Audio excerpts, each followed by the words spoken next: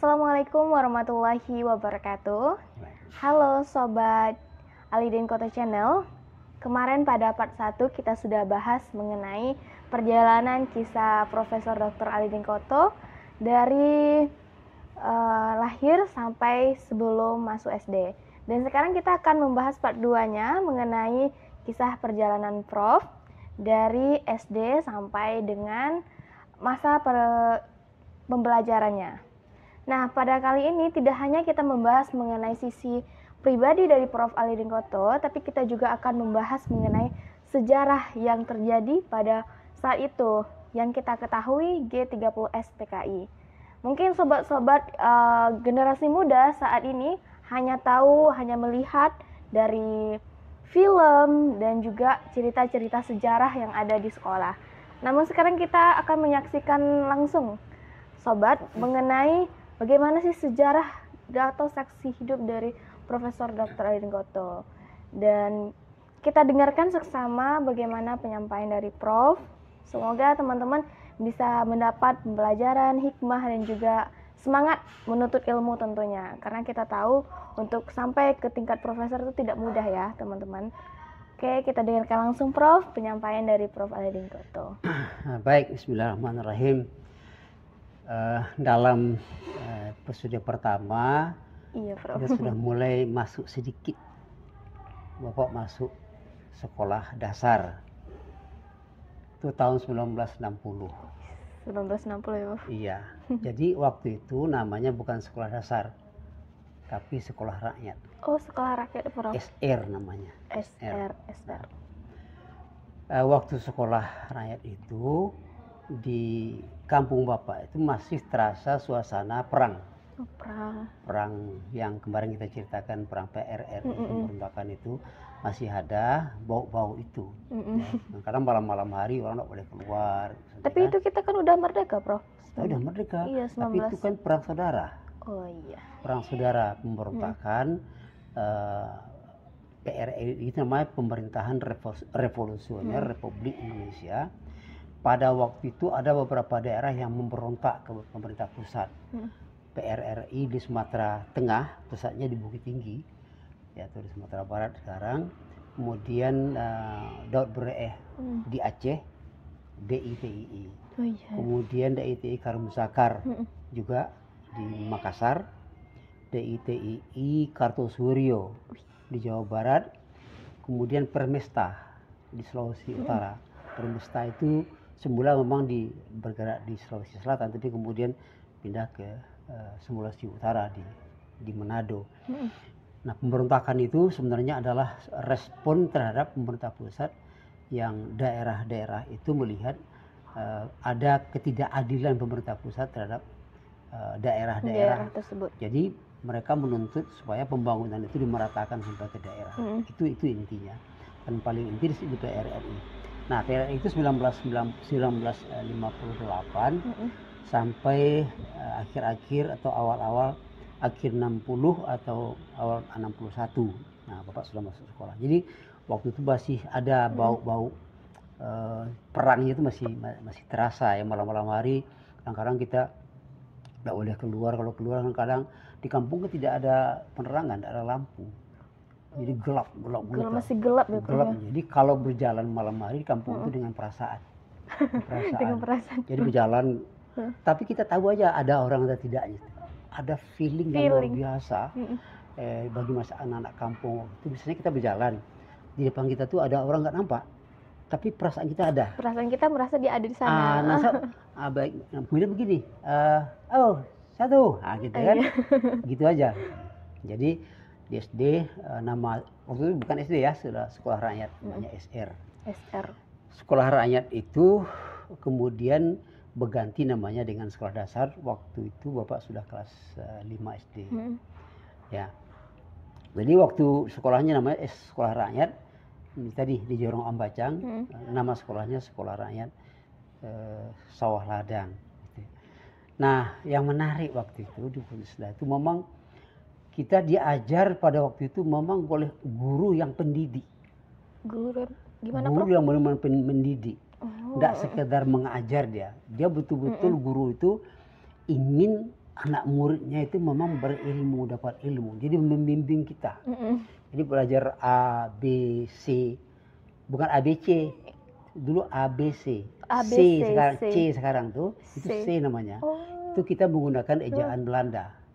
Itu Belanda tuh. Kalau bahasa Inggris ABC. ABC. Nah, kita jadi ABC sekarang.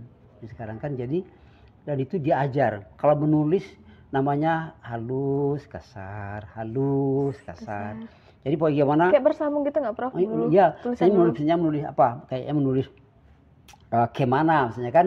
Kayak halus. Halus itu biasanya agak lembat, agak tangannya agak lembut. Kasar tuh agak keras kecil. Halus, kasar. Jadi tulisan orang dulu itu cantik. Kemudian baca uangnya tenang aja. Sekarang kan nulisnya buru-buru begini kan? Dulu orang tuh tenang diajar, harus kasar diajar. Dan kita menggunakan waktu itu belum ada buku tulis. Yang ada buku bacaan sudah ada. Tapi buku tulis yang dipakai itu namanya batu tulis. Batu tulis. Jadi batu tulis itu kayak ini, lebarnya kira-kira selebar kertas folio. Folio. Itu batu. Berarti kita nulis di batu itu, Prof? Nulis di batu, pakai alat tulisnya batu juga.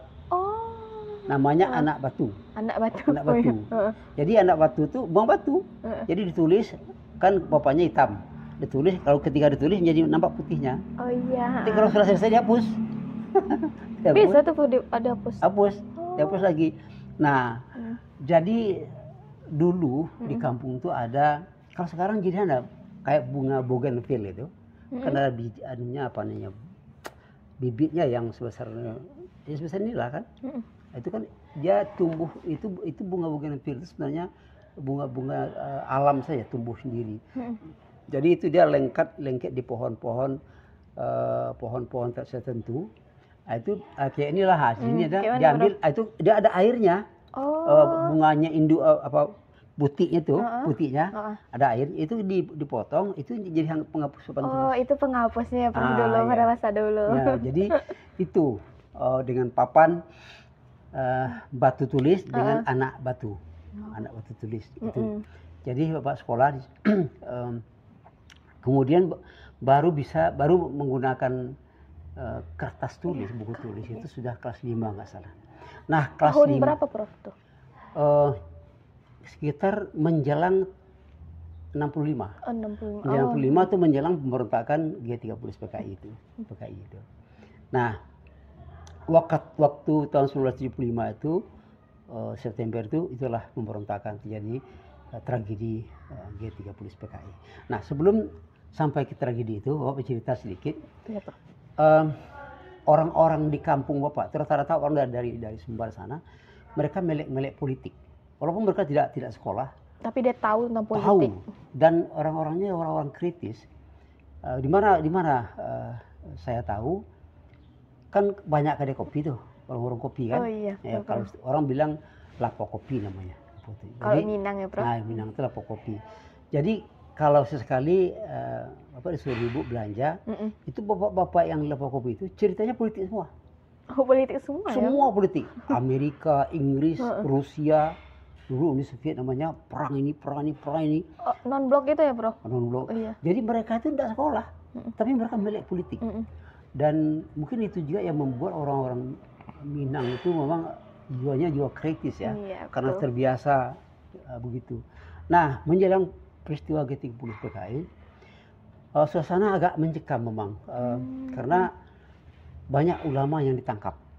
Oh iya, Prof. Banyak intelektual dimasukkan penjara, masuk ke penjara. Itu karena dianggap melawan kepada pemerintah pusat di bawah pimpinan Presiden Soekarno. Yeah.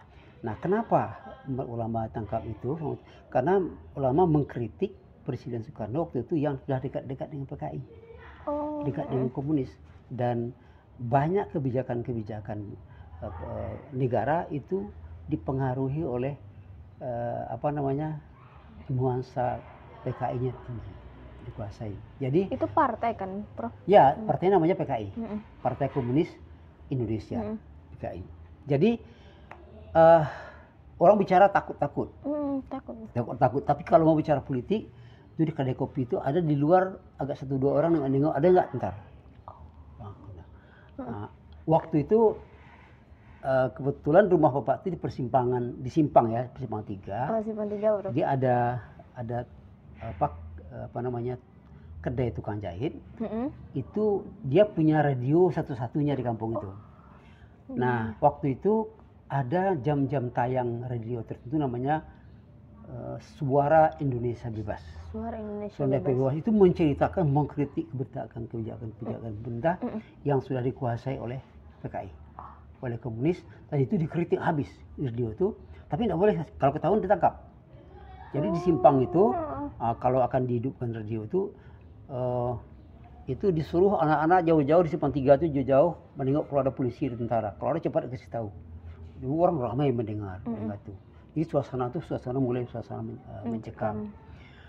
Tambah lagi waktu itu menjelang 30 September itu di kira ini se-Indonesia nih, seluruh Indonesia ada perintah dari pemerintah dan di kampung itu kan ada balai negari namanya kan.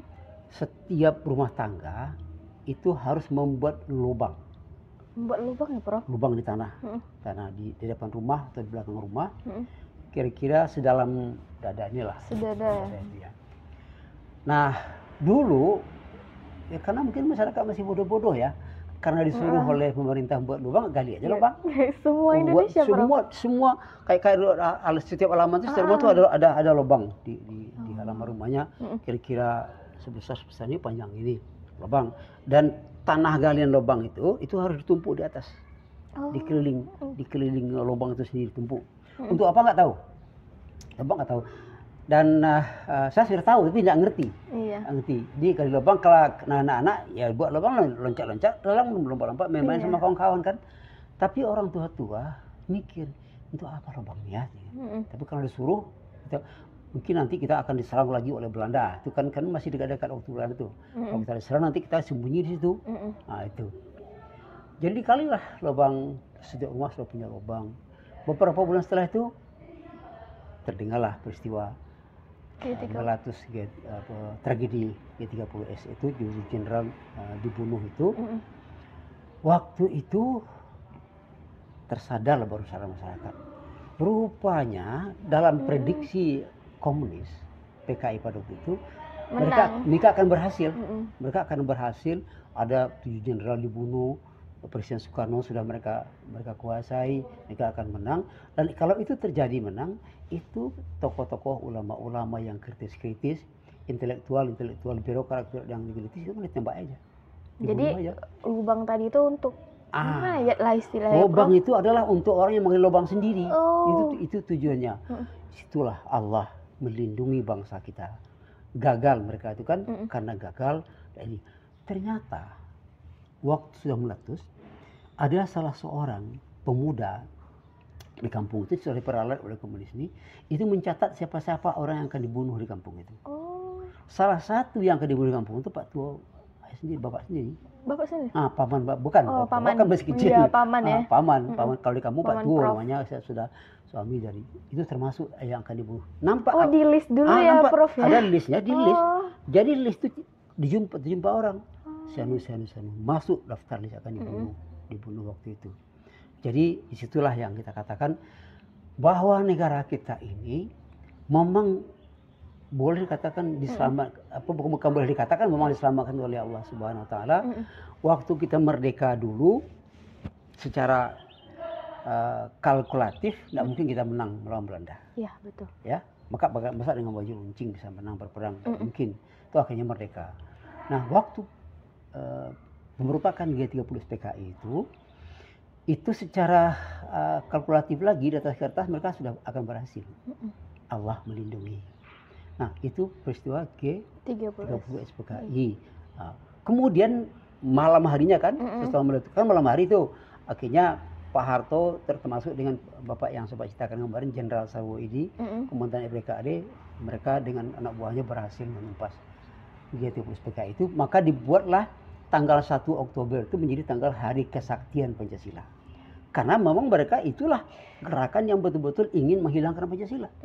Betul ingin menghilangkan, karena pada waktu sebelum itu sudah ada gerakan, ada pidato-pidato. Termasuk pidato presiden, Pancasila itu diperas menjadi 3. Kemudian diperas lagi menjadi 1. Diperas, ujungnya akhirnya gotong royong ujungnya. Rupanya itu arahnya ke sana. Jadi kembali kepada yang tadi, sudah terjadi itu tuh, ya kami waktu itu masih anak-anak, anu aja, bengak dua aja, ada apa negeri kita ini, macam-macam lah gitu ya. Iya. Nah itu yang terjadi, tapi alhamdulillah bergeraklah semua mahasiswa, pelajar bergerak. Mahasiswa waktu itu punya organisasi namanya KAMI, Kesatuan Aksi Mahasiswa Indonesia. Kemudian ada KAPI. KAPI itu Kesatuan Aksi Pemuda Pelajar Indonesia. Di Bukit Tinggi itu, ketua KAPI itu nama beliau itu Pak Makmur Hendrik. Pak Makmur Hendrik itu beliau orang Riau di sini, tapi sekolahnya di ST Bukit Tinggi. Beliau ketua KAPI waktu itu di Bukit Tinggi. Beliau masih hidup sekarang. Pak Makmur. Nanti bisa saya jumpa dengan beliau. Beliau adalah orang Buru Cina, tapi sekolahnya di Sumbar di Bukit Tinggi, kemudian terus kuliah ke Padang, dan terus ke IKIP, pernah jadi dosen di IKIP Padang. Nah itu waktu SD, jadi sudah banyak pengalaman waktu SD itu. Iya, Prof. Nah di waktu SD itu juga, ya karena anak kampung ya, yang pertama yang terjadi, kampung itu kan kemarin Bapak ceritakan, kampung Bapak itu di Lingkar Bukit. Lingkar Bukit, kalau kita menghadap ke arah ke barat itu ada bukit, arah ke selatan itu ada Gunung Merapi dan Singgalang, arah ke utara itu bukitnya semua, dikelilingi, di tengah-tengahnya sawah. Itu luas sekali. Jadi kalau sore hari di musim padi lagi masak menguning, itu diterpa oleh cahaya matahari sore, itu kayak emas. Nah, kayak emas bersih berkilau, di situ burung terbang-terbang. Nah, kerja Bapak waktu dengan kawan-kawan waktu masih kecil-kecil itu, kalau masih waktu musim padi menguning itu pipi itu kan puluhan ribu, banyak sekali ya. Dan tidurnya di sawah. Gitu. Malam hari, Bapak dengan kawan bawa lampu petromat. Apa namanya, Prof? Lampu petromat. Petromat. Kayak mana tuh, Prof? Lampu itu dulu tidak ada contohnya sekarang ya. Jadi kalau mau hidupnya dipompa, dikasih minyak, dikasih minyak tanah. Ini ada lampu. Nanti mungkin nanti kapan kita tengok ini. Coba tengok di apa ada tuh di Google ada tuh. Ya nanti tengok di sini ya guys. Ya tengok nanti di sini. Dan Bapak bawa itu dengan kawan-kawan, bawa tangguk ikan. Jadi burung-burung pipik itu malam hari dia terbang ke kita. Saking banyaknya, Bro. Begini kan pakai tangguk tuh dapat banyak burungnya, enak kali. Nah, itu kerja anak kampung. Kalau siang hari namanya menjerat, siang hari burung itu dijerat. Jerat itu dibuat jerat dari ekor kuda. Ekor kuda itu kan ada benangnya panjang tuh. Nah, itu dibuat jerat, dipasang di pematang sawah. Pematang sawah karena burung itu dia makan padi, setelah makan padi dia turun ke bawah pergi minum. Dibuat kan dia sukanya minum lumut. Lumut itu diminumnya. Dibuat kolam-kolam kecil di sini pematang sawah itu, dibuat miring begitu. Di sini tanam apa? Tanam apa namanya? Jarat-jarat tadi. Pulang sekolah nanti tengok tuh sudah terjarat burung. Kayak gitu, itu kerjaan begitu kecil. Nah, kalau malam hari kalau sebelum orang nanam turun ke sawah kan ada namanya cangkul. Sawah-sawah itu kan rata, dulu kan serentak. Padi waktu itu tuh umurnya 6 bulan lebih. Jadi orang panen sekali setahun. Jadi malam hari itu kalau sudah padi, orang sebelum menanam padi, kan sawah itu tanahnya sudah dihancurkan tuh. Kalau di kampung apa namanya sudah dicangkul, itu direndam pakai air, setelah itu dilunyah pakai kaki ini. Dia kan belum ada alat kan ya, Prof ya? Belum ada alat. Diinjak-injak begini kan sampai hancur. Nah, malam hari itu belut banyak. Belut itu berkelimpangan. Itu makan belut itu kerja waktu kecil. Jadi seru ya, Prof, ternyata. Itu ya. Kemudian begitu nampaknya bagaimana orang-orang kampung dulu terutama laki-laki menyiapkan diri untuk menghadapi masa depan laki-laki itu. Dan kalau malam hari mengaji ke surau. Iya, itu Prof yang saya tanyakan juga, Prof. Iya, ngaji ke surau, jadi tidur surau jadi. Nah, jadi menjerat burung, mencari ikan di depan rumah Bapak itu ada parit kecil, kira-kira tidak sampai 2 meteran lah. Itu airnya jernih sekali, airnya jernih, dan itu Bapak sekali seminggu cari ikan. Itu bisa makan untuk pergi sekolah. Ya, sekali-sekali ikannya banyak waktu itu. Nah, jadi masa kecil waktu di SD itu adalah masa yang kalau Bapak ingat-ingat sekarang masa yang sangat indah. Iya. Indah sekali. Kemudian pernah cari jangkrik. Oh, jangkrik, Prof. Jangkrik kayak mana itu, tuh kalau orang dulu, Prof? Jangkrik itu kan di sawah kan, Iya. Di punya sawah itu, di semak-semak itu dia situ ada bunyinya indah sekali. Nah itu ditangkap, dimasukkan ke dalam kotak api-api. Iya, tahu Prof, tahu. Masukkan ke dalam jadi makanannya, dikasih lubang sedikit. Jadi malam hari. Gimana caranya, Prof? Sudah ditangkap kan, masukkan ke dalam itu, dia kan kecil. Kotak api itu kecil. Terus itu malam-malam hari taruh di dekat tempat tidur kasur kita. Dia bunyi krik. Jadi dulu musik tidur itu. Oh, musiknya jangkrik ya, Prof? Musik tidurnya bunyi jangkrik, bunyi kodok, bunyi cacing, bunyi tengah-tengah sawah itu ada burung-burung malam. Itu indah kan. Suara alam kali, Prof. Bapak sudah buat puisi, nanti Bapak kirim Bapak apa itu kira saya. Iya, Pak. Jadi itu yang kemudian memang waktu dulu waktu kecil itu saya disiapkan oleh orang tua bukan jadi profesor. Jadi apa tuh, Prof? Kau boleh tahu, Prof?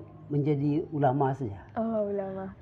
Ulamanya ulama kampung. Oh, iya. Ulama kampung.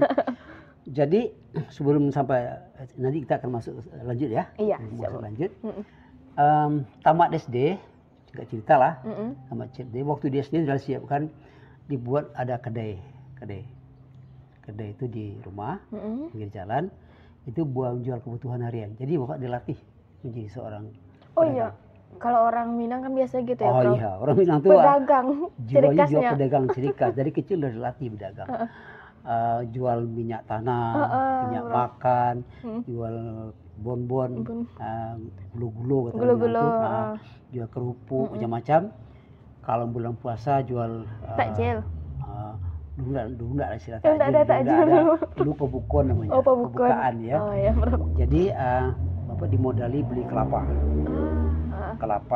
Kemudian gula merah. Gula merah ya, Prof? Gula merah itu kalau kata orang Minang itu saka namanya. Oh, kalau bahasa Minangnya saka ya, Prof? Saka, saka itu gula merah itu. Gula merah itu dua. Ada yang terbuat dari tebu, ada yang terbuat dari enau. Dimodali. Jadi dikasih warung, kedai, kemudian bayangan orang tua Bapak tuh, dia nanti ini kamu menjadi ulama di kampung. Ya. Jadi makanya dilatih berbisnis. Dan ada kedai, kemudian disalahkan masuk sekolah pesantren. Belum pesantren namanya madrasah. Bapak tamat SD tahun 67. Langsung masuk ke Madrasah Tarbiyah Islamiyah Candung. Itu jaraknya kira-kira 17 kilo dari kampung. Dari kampung. Itu jalan kaki itu. Jalan kaki, Prof? Jalan kaki itu. Jadi berangkatnya jam berapa, Prof? Enggak tiap hari, sekali seminggu. Sekali seminggu ya. Seminggu. Waktu jalan kaki pertama kali itu ke sana, dulu diantar pakai sepeda. Sepeda. Pulang sama kawan-kawan ramai-ramai, jalan kaki 17 kilo, baru tamat SD kan, belum pernah. Begitu pulang sampai di kampung, bengkak dari Bapak sebesar 1 ayam. Iyalah, Prof. Itu jauh banget, Prof, 17 kilo. Jauh. Tapi waktu itu enak aja. Kenapa? Mobil nggak ada. Mobil nggak banyak, hanya mobil umum saja. Sepeda motor nggak ada. Orang jalan kaki pakai sepeda dan udara sejuk. Jadi indah sekali waktu itu. Jadi masuk ke disiapkan. Iya, Prof. Begini, tamat SD itu kata bapak ya, orang tua Bapak laki-laki. Iya, Prof. Masuk SMP. Oh, ada pilihan ya, Prof. Kata ibu enggak masuk ke pesantren. Mau jadi ulama tuh, Prof. Jadi orang tua nih debatlah berdua mana masuk kan. Iya. Akhirnya serahkan Bapak.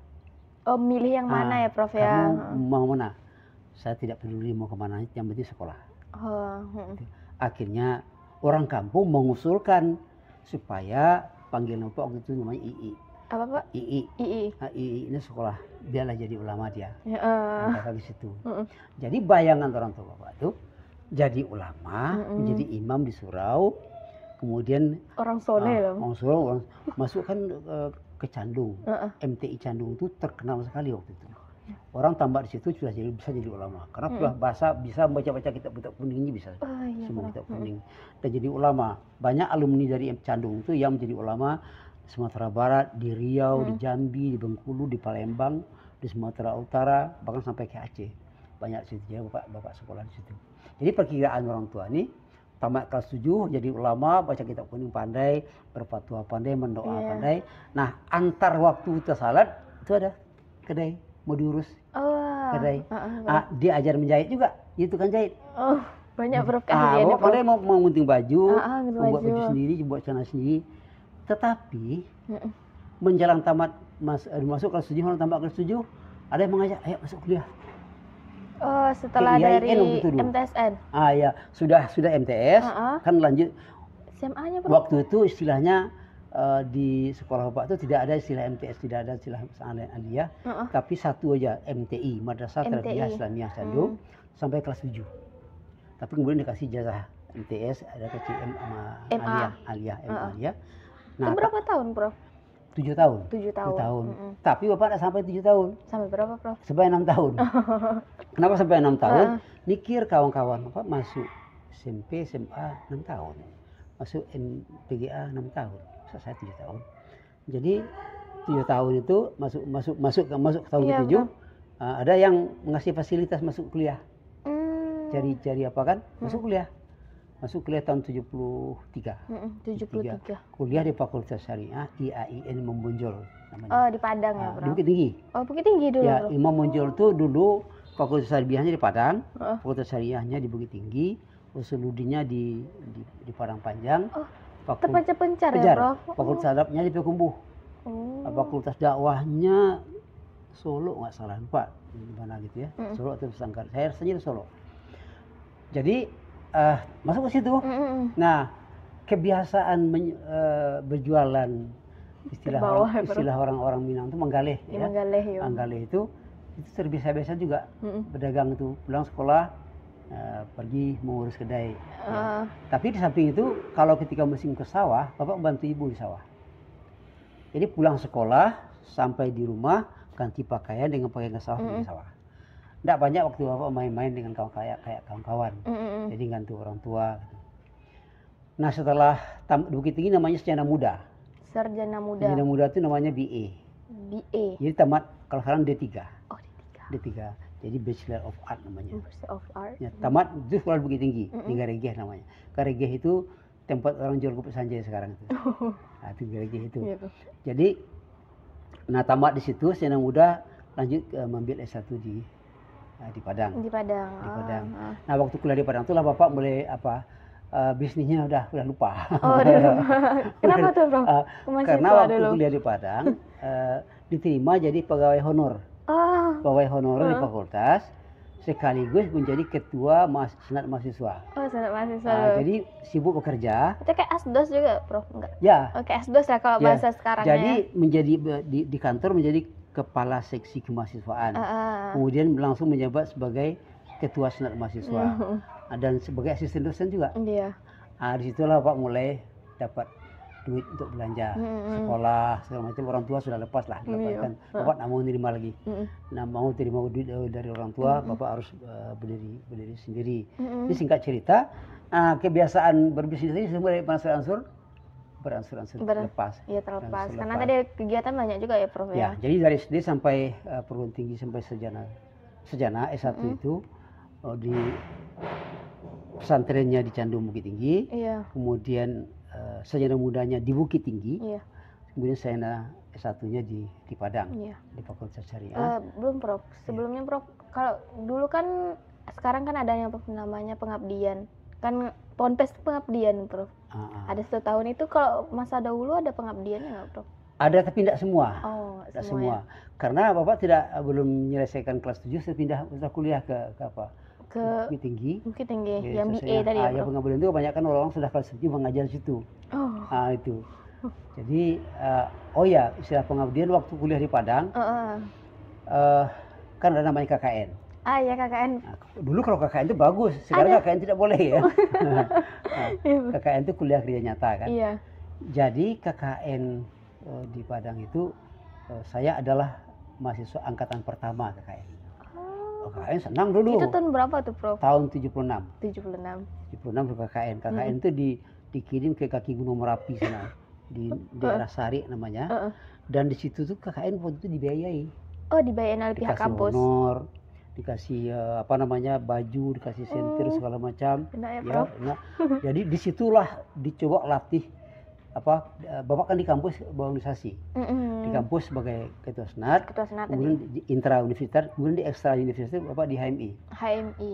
Jadi di Bukit Tinggi menjadi ketua komisariat di HMI Bukit Tinggi, kemudian di cabang Bukit Tinggi Padang, Bukit Tinggi, kemudian lalu di Batko HMI Sumber Riau. Jadi terbiasa berorganisasi, ketika turun ke lapangan masyarakat jadi biasa. Hampir menjadi menantu kepala negaranya. Itu ceritanya. Bisa ya, Prof ya? Karena kedekatan ya, Prof, sama. Begini, KKN itu kan lama, 3 bulan. Oh, kalau kami 2 bulan, Prof. 2 bulan kan? Iya, Sekarang sudah makin dekat lagi, anak bapak hanya 1 bulan aja. Iya. Nah, jadi 2 bulan. Jadi anak Bapak Wali Negari namanya. Aduh. Itu mereka tuh dia kuliah di Padang, dari Padang. Bapak nggak kenal sama sekali. Waktu KKN itu masih libur, dia pulang. Nampaknya Bapak dicocokkan dari orang begitu kan. Nah, ketika sudah habis masa KKN itu, maka ibu itu berterus terang. Menjodohkan ya, Berterus Prof. terang. Dia bilang begini, dia panggil Bapak, selama ini kan sudah jadi anak ibu, gitu ya. Nah, sekarang betul-betul jadi anak ibu betul lagi gitu ya. Cerita aja kan. Waktu itu ada kawan Bapak namping di sini. Iya. Karena KKN ini 1 orang aja. Gimana, Prof? 1 orang saja. 1 orang aja? 1 orang, 1 negara itu 1 orang. Oh. 1 desa itu 1 orang. Itu bisa tuh, Prof? Bisa. Oh, Bisa. bisa.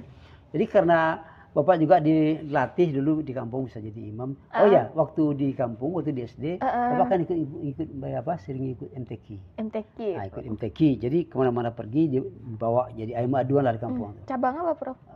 Tilawah. Oh, tilawah. Ya. Jadi sepang tilawah dan sering dapat hadiah. Jadi tidak lanjutkan saja sampai tingkat kecamatan. Sering dapat juara. Jadi, nah ketika KKN itu semua yang kita miliki itu Kita keluarkan ya, Prof? terkeluarkan semua. Nampaknya masyarakat itu kagum loh, Prof. tertarik gitu ya. Tertarik ini kok anak ini kok bisa serba bisa gitu ya. Bisa. Jadi mau diambil jadi menantu. Tapi rupanya takdir tidak. Tidak ya, Prof ya. Lain ya. Jadi gitu sampai ke S1. Akhirnya Bapak di S1-nya di Fakultas Syariah. Dulu jurusan namanya jurusan peradilan agama. Pengadilan. Iya, jurusan peradilan agama. Peradilan agama. Itu dulu S1. Sebelum Bapak masuk kerja di sini. Kerja di gitu. Pekanbaru. Iya. Jadi tadi apa saya mau tanya apa tadi? Masalah apa tadi? Yang mana, Prof? Yang ada yang katanya saya mau nanya itu gitu. Waktu di ngaji ya. Iya, Prof. Jadi waktu mengaji di surau itu ada satu hal yang sekarang kan beda. Sekarang ini ada kasus sekarang kan di Sulawesi Tenggara. Apa tuh, Prof? Saya Guru honorer yang dipolisikan karena dituduh menyiksa anak muridnya. Padahal dari pengakuannya dia tidak pernah mengajar anak itu. Jadi sekarang guru-guru sekarang menghadapi murid takut-takut. Iya, Prof. Takut-takut. Karena orang tua tidak sepenuh hati menyerahkan anak. Nah, kalau kami dulu orang tua menyerahkan anak pergi sekolah, serahkan Pak, Bu, Guru, ini anak saya silahkan mau diapakan saja. Iya. Ya, jadi kami serahkan sepenuhnya anak kami ini kepada Bapak, kepada Ibu untuk mendidiknya. Terserah kalau dia mau nakal sekolah silahkan pukul saja, tidak masalah. Pernah Bapak sekali kena marah di sekolah, kemudian mengadu di rumah ditambah lagi. Iya, saya juga gitu, Bro. Ya, ditambah lagi. Akibatnya tidak takut mengadu-ngadu. Pulang kan pendirian. Kalau pergi mengaji, diantar pergi mengaji, kan ibu orang tua kan mengkasihkan uang sama guru mengaji. Itu bukan uang mengaji, bukan bayar mengaji. Ini uang pembalik lidi. Oh iya, untuk gini ya, Prof. Gitu. Kalau salah, pukul. Pukul aja. Jangan kalau menangis baru pulang di rumah tambah lagi. Iya, betul. Saya juga gitu, Prof. Makanya masih mengalami ya. Iya, masih, Prof. Jadi alhamdulillah sekarang ini yang jadi masalah besar dalam dunia pendidikan kita, guru-guru tuh separuh hati mau mendidik anak. Karena takut-takut tadi, Prof. Takut tadi. Jadi ini pemerintah kita harus mulai tegas melindungi guru-guru untuk mendidik anak. Kalau dulu enggak, ini namanya Eko Bali Lidi. Oh iya. Bukan Bali minyak, Bali lidi. Bali pukul itu. Jadi guru itu mengajar dengan sepenuh hati. Kenapa? Karena orang tua atau wali murid menyerahkan anaknya dengan sepenuh hati, dengan sepenuh ikhlas. Itu berarti adalah amanah. Amanah harus dijalankan dengan sepenuh hati. Makanya murid dulu kepada guru sangat khidmat. Sangat hormat ya. Sangat hormat sekali. Dan kenapa? Guru menjaga amanah itu. Amanah. Dan guru mengajar betul-betul mengajar. Kalau istilah Bapak tadi bukan hanya mengajar, tapi mendidik. Jadi saya tamat S1 di Padang tahun 1980. Gitu. Apalagi ya diceritakan. Gini Prof, berarti memang konsep pendidikan kita juga salah sebenarnya ya, Prof ya. Konsepnya mungkin ya enggak sekarang. Cuma pelaksanaannya ini yang parah betul akhirnya. Akibatnya apa sekarang? Karena dunia pendidikan kita seperti ini, mutu pendidikan kita terendah. Iya. IQ anak-anak Indonesia 75, 78 ya, terendah di Asia Tenggara, satu level dengan dengan Timor Leste. Rendah sekali, lebih rendah daripada orang Myanmar, lebih rendah daripada orang Kamboja yang itu. Nah jadi, oh ya, ada satu tadi Bapak lupa. Apa tuh Prof? Masalah Gestapo itu yang menyiapkan membunuh orang-orang intelektual, orang-orang cerdik pandai, ulama. Waktu saya ke Kamboja tahun 2005, itu betul yang terjadi di Kamboja. Oke, persis sama Indonesia sama Kamboja, Prof. Dibayangkan, andaikan Gestapo itu berhasil, maka yang akan terjadi adalah seperti yang tadi di Kamboja itu. Jadi orang-orang terpelajar dibunuh saja, tanpa ada sebuah tempat bunuh. Biar mungkin bisa dibodohin Prof sama PKI. Ya, jadi PKI itu atau mereka menginginkan rakyat ini tidak boleh pintar. Ya. Mereka yang pintar, Prof. Jadi kita kayak ya dieksploitasi, pergunakanlah diperalat. Dan kecenderungan kebanyakan para politikus sekarang kebanyakan ya ada mirip-mirip seperti itu juga. Jadi orang-orang ini rakyat biar bodoh saja supaya bisa digunakan untuk itu adalah politik yang jahat. Itu tidak boleh. Ya. Dan itulah yang mana peristiwa-peristiwa yang tadi itu masuk PRRI terus Gestapo PKI itu saya sudah tahu tapi tidak ngerti. Tapi akhirnya sekarang setelah dewasa, setelah kuliah dipelajari. Oh rupanya ini dulu. Nah inilah gunanya kita mengerti sejarah. Ya itu. Ya. Jadi sobat Alidin Kota Channel, jadi kita sudah dengar tadi penjelasan dari Prof bahwasanya ternyata memang banyak sekali sejarah yang di sebalik cerita kisah beliau, yaitu kegerakan G30S PKI yang kita ketahui, yang pernah kita tonton di film yang setiap tanggal 30 September di itu kan. Nah juga nih Prof, mungkin kita nanti akan lanjut juga Prof untuk part 3-nya nih Prof. Part 3 insyaallah. Jadi sobat channel Alidin Kota Channel bisa mengambil pelajaran, bisa mengambil hikmah dari yang sudah disampaikan Prof, dan juga kita sudah dengar tadi sejarah kisah beliau. Ternyata masa dulu tuh menyenangkan sekali ya Prof. Iya. Berbeda dengan sekarang yang kita fokus kepada gadget kita. Jadi kita harus bisa menjauhkan diri kita dari hal itu. Mungkin kalau kita hari ini sebagai mahasiswa, mungkin nanti kita mau jadi ibu, jadi kita mungkin mempersiapkan, oh nggak boleh anaknya pakai gadget lagi. Gimana anak itu bisa fokus kepada bermain dengan sesama, sosialisasi dengan teman-temannya. Ada satu lagi yang apa tuh Prof? Boleh Prof. Sekarang ini kalau kita kemanapun kita ke rumah sakit, iya Prof. Berkunjung ke rumah sakit itu penuh sesak. Apa Prof? Penuh sesak rumah sakit. Mana aja di Pekanbaru itu meski besar-besar semua. Iya. Ya penuh sesak. Kenapa banyak orang sakit? Kenapa Prof tuh? Ternyata para ahli mengatakan ya ini yang kita makan sekarang itu racun semua. Ya, racun semua. Dulu ada rumah sakit samping orang mengenal sebanyak sekarang, tapi diukur presentasinya sedikit sekali. waktu angkatan bapak lu yang makannya apa? Ubi. Iya, ubi. Dibakar, direbus, dikukus ya. Ubi, kacang, kacangan, pisang rebus, Iya, pisang rebus. paling pisang goreng, ketan itu kan. Makan sayur yang paling alami. Bahkan padi pun nggak pakai pupuk pabrik itu. Organik semua. Kalau menjelang musim bertanam itu termasuk bapak sendiri pergi ke kandang, kan dulu ada ternak ayam, ternak itik, yang alami ya, pupuk alami. Itu menjadi apa? Jadi nasinya enak sekali. Nah sekarang ini yang perlu anak-anak muda sekarang, jangan menganggap itu modern, tapi itulah racun. Micin, kami generasi micin kata Ibu. Generasi micin ya. Iya. Dan ingat ya, kalau Pak tengok di negara-negara maju, mereka sangat hati-hati dengan makan. Sangat hati-hati. Dan rata-rata orang tuh memiliki fisik yang ideal.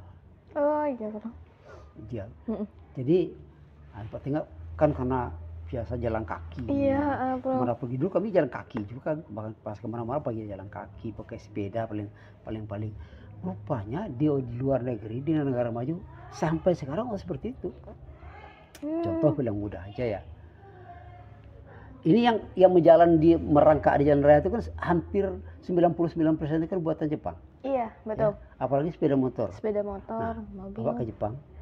Bapak enggak orang pakai sepeda kan, Bro? Pakai sepeda, pakai kaki. Iya, pakai jalan kaki. Kaki orang tuh kuat semua. Kita tidak. Mungkin ini alasannya, Prof. Generasi kami itu kayak generasi jompo. Jadi kayak badannya sakit-sakit. Itulah. Generasi jompo namanya. Kalau kami namain generasi jompo. Jadi kayak nah, ini bahaya. Bahayanya apa? Kalau ya dalam tanda petik. Iya. Kalau datang orang luar negeri mau menyerang negara kita ini, dengan apa kalian lawan? Kalian lemah semua. Iya. Mereka kuat. Ya. Bahkan di luar negeri itu orang-orang umur seumur bapak ini jalan kaki. Pakai ransel jalannya. Iya. Enggak semua tuh jalannya jalan kaki aja. Ya. Anak-anaknya nggak ada yang cengeng. Anak-anaknya dengan asal jalan aja. Jatuh, stand up. Langsung aja gitu. Itu dia. Iya, Bro. Jadi sengaja Pak ceritakan ini di channel kita ini, mudah-mudahan ada anak-anak muda yang menonton bahwa bagaimana harusnya kita menyiapkan diri. Kalau generasi mudanya kuat, bangsanya kuat. Iya, betul. Tapi kalau generasi muda lemah, bangsa lemah. Betul sekali. Ya, itu. Oke, kita tutup ya untuk sobat semuanya. Nanti kita akan saksikan part 3-nya lagi di channel Alaidin Koto Channel. Dan jangan lupa di like, comment, and subscribe. Ya, Prof? Ya. Oke, dadah, Prof. Kita dadah dulu, Prof. Ada. Assalamualaikum.